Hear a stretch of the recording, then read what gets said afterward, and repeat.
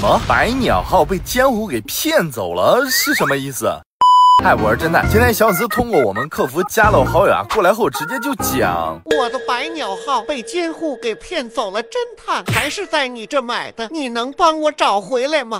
被骗走了？怎么骗的？还是在我这儿买的？我能帮肯定帮啊。你先讲一下具体是怎么回事。我跟这个监护认识1年多了，关系也一直非常好。我大概1个月前在你这买了个百鸟，然后换榜时候没能用的手机号就先用监护的。等等，你主动要用他的还是他自己提的？聊天时候我提了这件事，说自己想买个百鸟，但是目前没手机号。他说可以先绑定他的，等到时候有了再给我换榜回来。然后你就信了？还有这件事换榜时候你跟客服讲了没？说了。那我们客服是怎么回复你的？客服姐姐说让我自己去办理，或者用家里人的。哎，这么说是对的，一定要用自己或者家里人的。就算要用朋友的话，也必须得是现实非常熟悉关系好的才可以。你监护应该是网络认识的吧？没错。按你说的接下来发生的事情我都能猜个大概了啊。自己买了百鸟没手机号啊，觉得跟监护认识1年多了，关系好没问题，就换绑到他手机号了。一开始还很和谐，你估计还告诉他啊，自己不玩的时候他也可以玩，对不对？没错。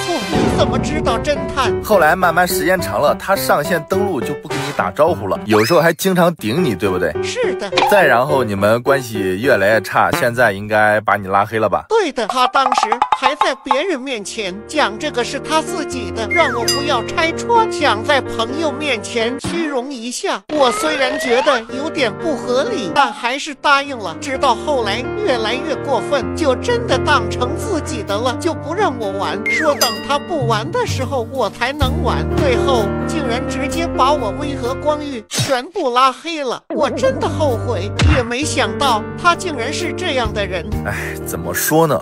永远不要试探人心。那这个光遇号我还能找回来吗？侦探，求求你了，一定要帮我，我真的现在不知道该怎么办了。